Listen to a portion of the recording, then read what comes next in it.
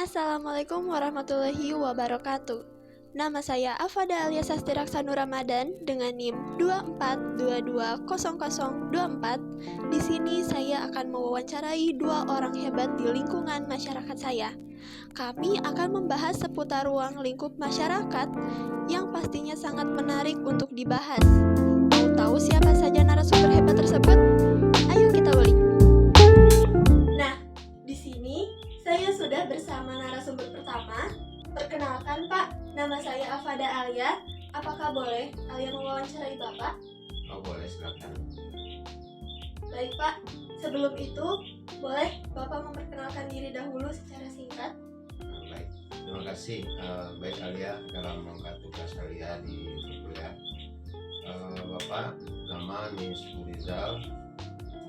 Di sini sebagai ketua RT di RT 07 RW 22 untuk sekarang sudah tidak bekerja. Kemudian keluarga punya putra putri 2 orang yang sekarang sudah selesai kuliahnya. Itu aja mungkin. Kalau boleh tahu, Bapak sudah berapa lama menjabat menjadi ketua RT? Bapak menjabat mulai dari tahun 2019 sampai sekarang.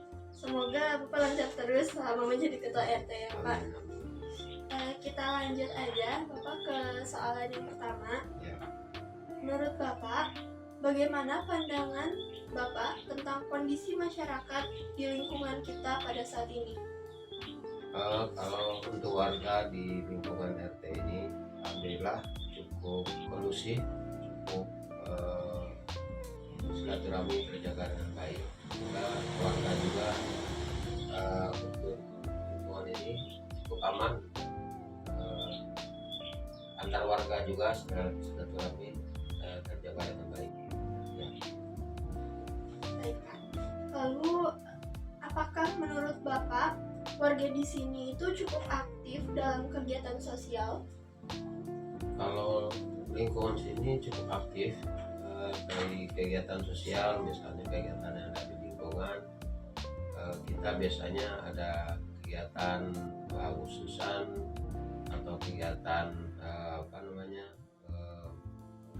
keagamaan, kegiatan sosial misalnya lingkungan.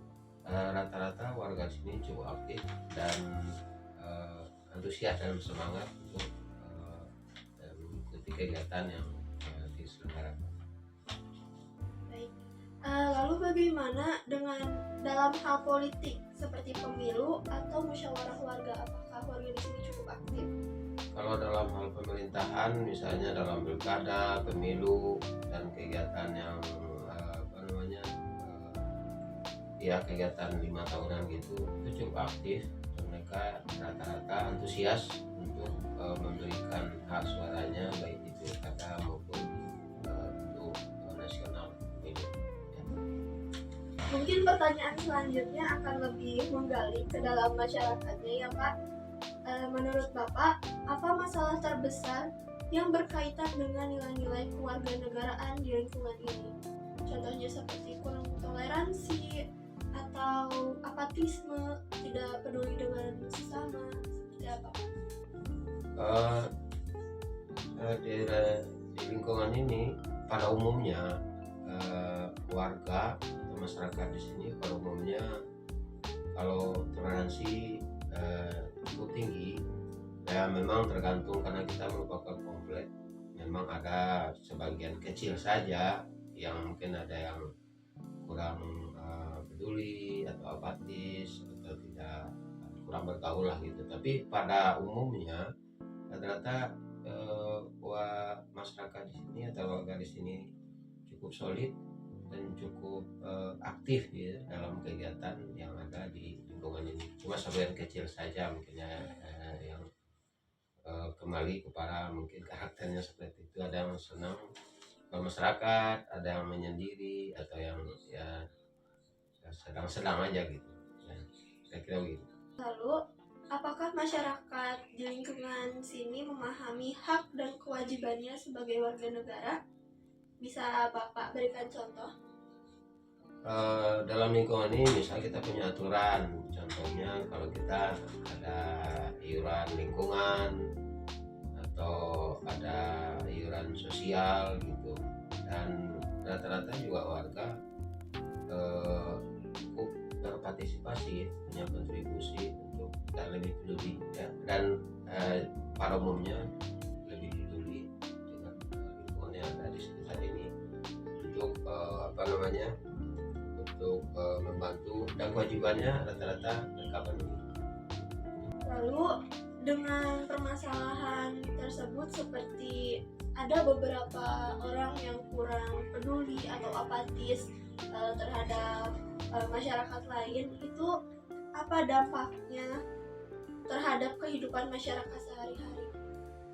Pada umumnya karena di sini kita rata-rata pekerja ya, sebagian atau setengahnya sekarang, kondisi sekarang sudah banyak yang pensiun, tapi dengan dengan kesibukan mereka di bagian atau tempat kerja masing-masing, memang yang masih aktif kerja rata-rata ya seharian tidak di rumah, dan juga kalau ada pun kegiatan ya di hari libur, tapi rata-rata bisa ikut berpartisipasi untuk ininya.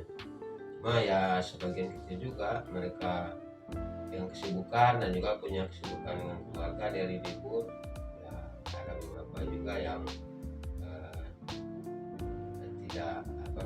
tidak sosialisasi, dan itu sebagian kecil saja. Baik, lalu bagaimana respons atau sikap warga dan pihak berwenang terhadap masalah tersebut? Bagi mereka yang kurang aktif, yang kurang kurang tahu lah gitu, warga pada umumnya juga memahami ya, dan mereka juga ya tidak mengasingkan dan segala, terutama kalau kita misalnya dapat di lingkungan ada musibah yang terjadi, sakit atau meninggal, tapi walaupun warga yang tadinya tidak aktif di lingkungan, tapi pada umumnya warga tetap simpati dan tetap dalam hal kalau dalam musibah itu tetap punya rasa untuk menolong gitu ya, untuk misalnya mengunjungi atau takziah yang mendapatkan musibah. Menurut Bapak, apa yang sebaiknya dilakukan untuk mengatasi masalah tersebut? Kita tetap memilah dan melihat warga yang tetap kita memperlakukan warga semuanya sama, kita tetap berdekatan, dan kita dengan suka bersilaturahmi ke semua warga ya, dan tetap mengajak pada kegiatan atau aktivitas yang ada. Tetap kita melakukan pendekatan, bukan merangkul. Jadi kita memilah atau kita melihat situasi warga, karena tidak sama perlakuan terhadap warga atau pendekatan terhadap warga itu juga berbeda-beda, tapi tetap kita selalu merangkul dan mengajak supaya kita itu tetap ya solid atau kompak dalam lingkungan dalam menjaga kerukunan antar warga. Lalu Bapak, apakah sudah ada program atau kegiatan masyarakat yang berupaya membentuk karakter kewarganegaraan? Biasanya kita dalam kegiatan kalau misal dalam lingkungan yang lebih luas dalam skop RW gitu ya. Jadi masing-masing RT itu berkontribusi ya, mengajak warganya supaya tetap mengikuti kegiatan dan perasaan RW. Dan juga kita di sini ada beberapa kegiatan yang sudah kita jalankan, misalkan dalam keagamaan contohnya itu ada sinergi 3 masjid. Jadi tiap masjid, kita punya 3 masjid di sini, sekali 1 bulan itu kita ada pengajian rutin bersama bulan.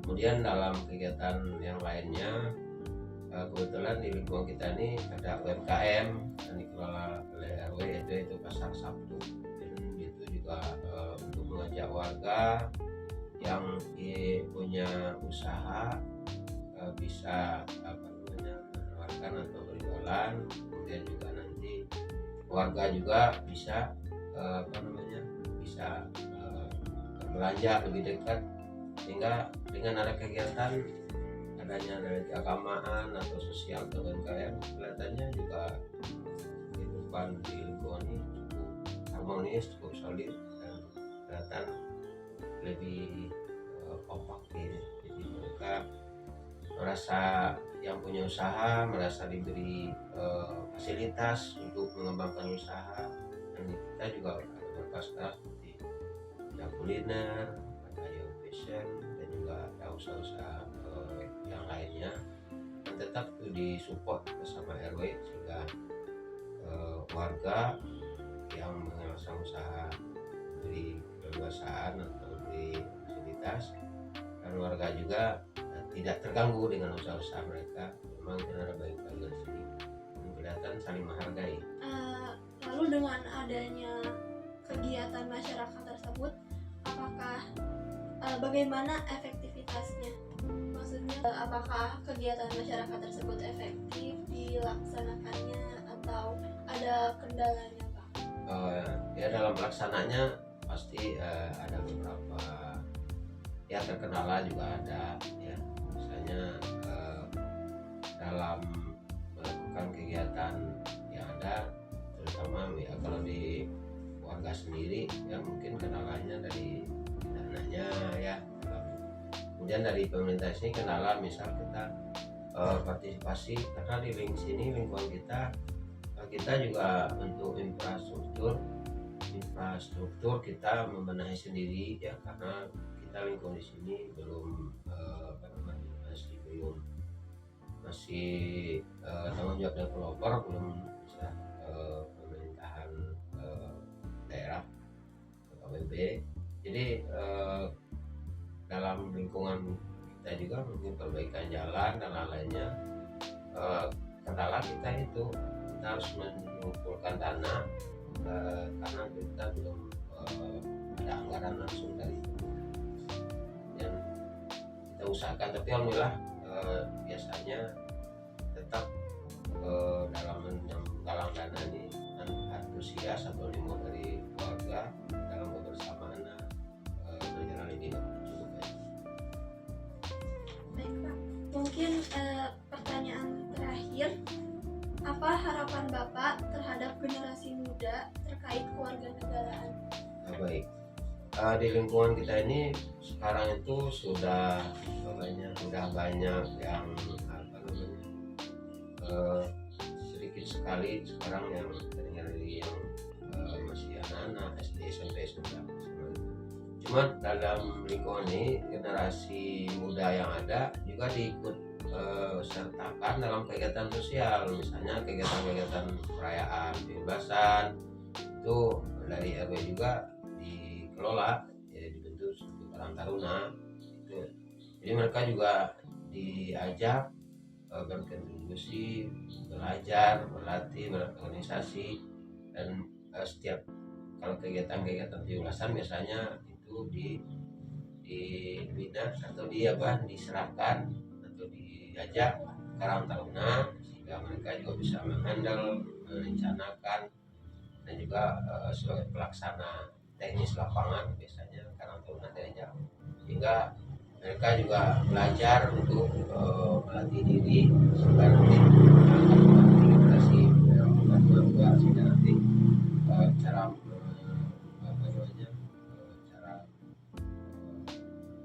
membina masyarakat sebagai latihan lah untuk kedepannya, karena generasi muda ini akan menyentuhkan generasi yang sudah cukup ya. Kemudian baik, mungkin sampai sini saja pembahasan kami terkait ruang lingkup masyarakat bersama Bapak. Terima kasih banyak, Pak, atas kesempatannya. Saya izin untuk mencatat dan merekam hasilnya. Semoga harapan Bapak yang sudah disebutkan tadi juga bisa diimplementasikan oleh para masyarakat. Selanjutnya, saya akan mewawancarai narasumber kedua. Kira-kira siapakah beliau? Sekarang, Saya sudah bersama dengan narasumber kedua. Perkenalkan Ibu, nama saya Fada Alia. Bolehkah Alia mewawancarai Ibu? Enggak, silakan. Terima kasih Ibu. Sebelumnya, boleh Ibu memperkenalkan diri secara singkat terlebih dahulu? Baik. Assalamualaikum warahmatullahi wabarakatuh. Perkenalkan, nama saya Makroswati. Saya adalah guru di SDN Ciputer Mandiri 1, Kota Cimahi. Baik Ibu. Ibu kalau boleh tahu, Ibu sudah menjadi guru selama berapa tahun? Saya sudah menjadi guru kurang lebih selama 18 tahun. Lama sekali ya Ibu. Ibu semoga selama menjadi guru semoga lancar terus ya Ibu. Baik, kita masuk ke pertanyaan pertama. Ibu sebagai guru, bagaimana pandangan Ibu tentang kondisi masyarakat di lingkungan kita pada saat ini?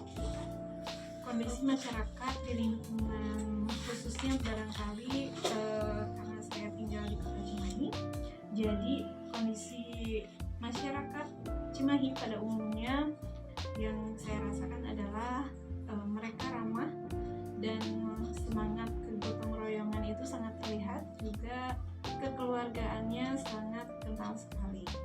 Kemudian tingkat keakrabannya antar warga, karena kami di sini walaupun Kota Cimahi bukan dalam lingkup perumahan yang elit gitu ya. Kami di sini masih kepada lingkup perumahan lebih ke kampung gitu ya, lebih ke kampung atau ke desa-desa gitu. Walaupun seperti itu, tetap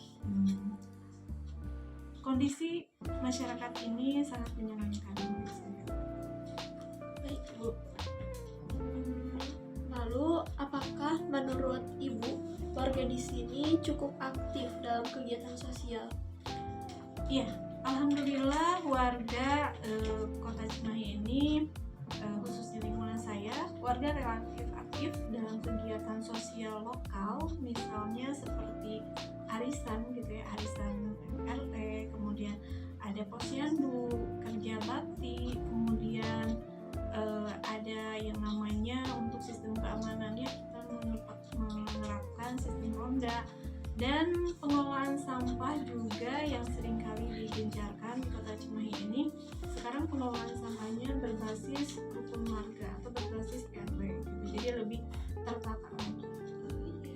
Lalu bagaimana dalam hal politik atau musyawarah warga? Apakah warga di sini aktif dalam melakukan kegiatan tersebut? Karena kami ini adalah kota kecil ya, jadi Kota Cimahi itu adalah kota yang kecil. Kita hanya memiliki 3 kecamatan, Cimahi Utara, Tengah, dan Selatan. Kebetulan saya di sini bekerja di daerah Cimahi Selatan, tapi untuk tinggal masuk ke Cimahi Tengah.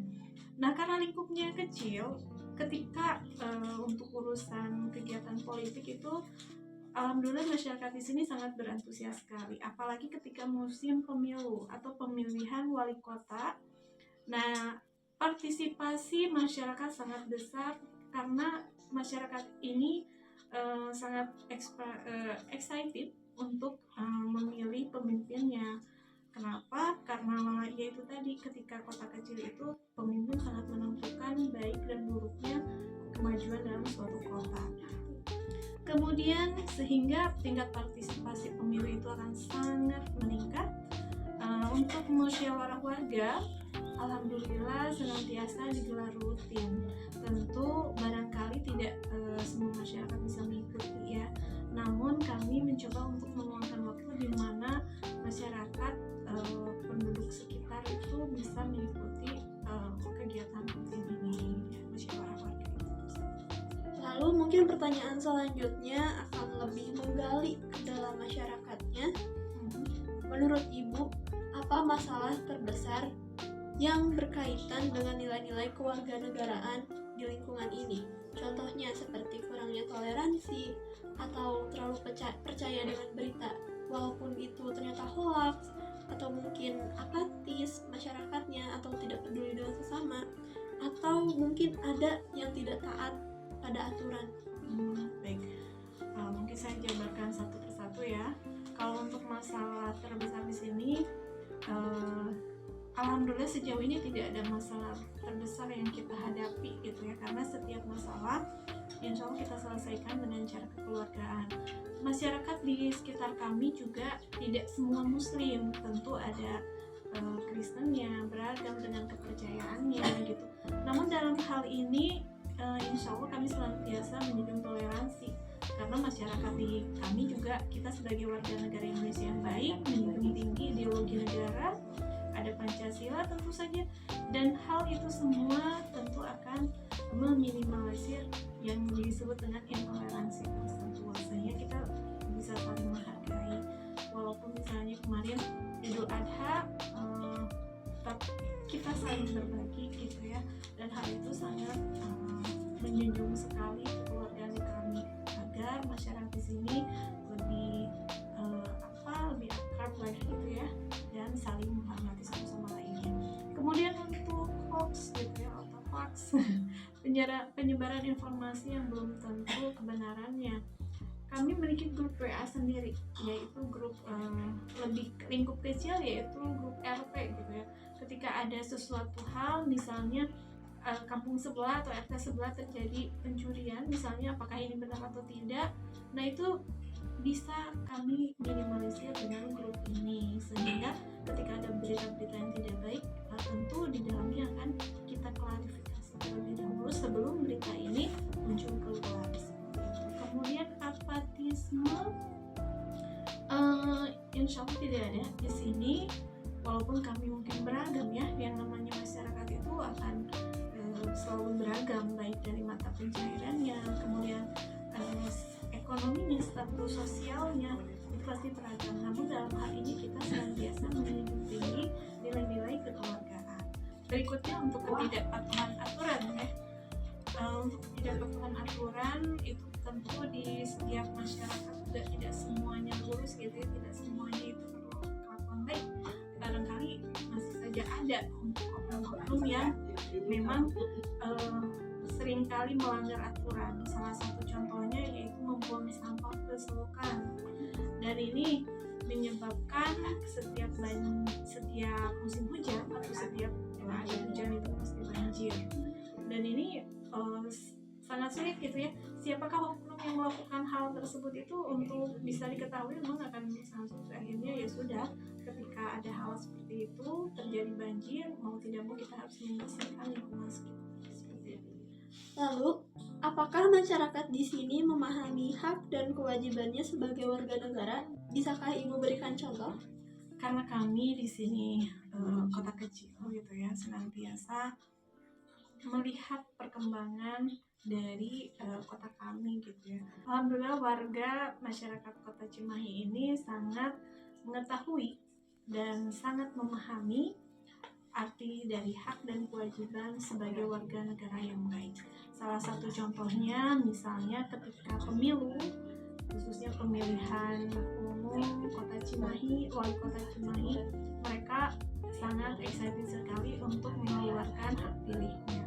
Dan alhamdulillah sejauh yang saya dengar atau yang sejauh saya ketahui, bahwa di sini untuk hal politik, dalam hal memilih hak suara gitu, kami di sini sangat terbuka ya, dan tidak ada yang namanya serangan fajar kalau orang-orang menyebutnya seperti itu. Jadi kami sangat memiliki hak untuk memilih seperti itu. Kemudian untuk kewajibannya, salah satu kewajiban masyarakat di sekitar kami yang sangat sederhana yaitu membayar iuran lingkungan, seperti iuran kebersihan, keamanan, kemudian iuran sosial, atau ketika ada event-event penting misalnya seperti perayaan HUT RI, nah itu kami senantiasa bekerja sama untuk melaksanakan event tersebut, sehingga dalam hal hak dan kewajiban insya Allah semua orang di sini memahaminya ya. Mungkin dengan pertanyaan sebelumnya yang ada beberapa oknum yang tidak taat pada aturan, apa dampak dari permasalahan tersebut terhadap kehidupan masyarakat sehari-hari? Ya itu tadi ya, seperti yang saya ungkapkan sebelumnya, ketika ketika ada oknum yang tidak taat aturan, misalnya kita sudah punya yang namanya pengelolaan sampah, tapi masih ada oknum yang membuang sampah ke selokan. Akhirnya dampaknya ya itu tadi, ketika terjadi hujan akan menimbulkan banjir. Ketika banjir ya pasti akan merugikan warga sekitar. Nah, dari dampak-dampak seperti itu ya mau tidak mau, suka tidak suka, berarti kita harus saling mengingatkan ya. Ketika kita tidak selamanya bisa mengetahui atau langsung tahu ketika ada orang yang melanggar aturan, tapi setidaknya kita saling mengingatkan ke warga, jangan sampai dari kitanya sendiri membuang sampah sembarangan ke selokan tersebut, karena dampaknya akan terkena lagi kepada kita sendiri. Lalu bagaimana respons atau sikap warga dan pihak berwenang? Mungkin bagaimana sih respons pihak berwenangnya terhadap masalah tersebut? Baik. Untuk hal-hal seperti itu, responnya yang pertama biasanya dari pemerintah sendiri, dari Kota Cimahi sendiri itu suka ada petugas kebersihan yang akan meneliti kebersihan di lingkungan sekitar gitu. Jadi ketika udah mulai musim hujan nih, nah itu biasanya petugas kebersihan dari pemerintah Kota Cimahi itu biasanya akan menelusuri kampung-kampung kecil seperti ini. Dan saya seringkali menemukan bahwa loh, kan bukan kerja bakti gitu ya, ternyata yang membersihkan adalah petugas kebersihan dari Kota Cimahi. Jadi untuk daerah-daerah tertentu yang rawan banjir, biasanya petugas kebersihannya akan lebih sering mengontrol. Kemudian untuk keamanannya sendiri, di Kota Cimahi itu sudah menerapkan jam 9 tidak boleh ada sekolah yang keluar malam-malam pada jam 9 malam itu. Dan itu biasanya dari polisi Pamung Praja itu udah turun. Jadi kita sangat menerapkan aturan seperti itu. Bahkan untuk mal sendiri, pusat perbelanjaan yang ada di Kota Cimahi jam 9 malam itu sudah mulai tutup, tidak lebih dari jam 9. Menurut Ibu, apa yang sebaiknya dilakukan untuk mengatasi masalah tersebut? Yang pertama yaitu mungkin ketika ada hoax ya, ketika ada hoax berarti masyarakat membutuhkan pendidikan untuk literasi digitalnya. Kemudian untuk masalah intoleransi seperti itu, biasanya kita mengadakan sebuah event-event tertentu yang melibatkan seluruh elemen masyarakat gitu. Misalnya ketika kegiatan 17-an atau kegiatan misalnya Idul Adha gitu ya, kurban, seperti itu, semua elemen masyarakat akan terjun, di mana di sana itu tidak ada yang namanya intoleransi lagi.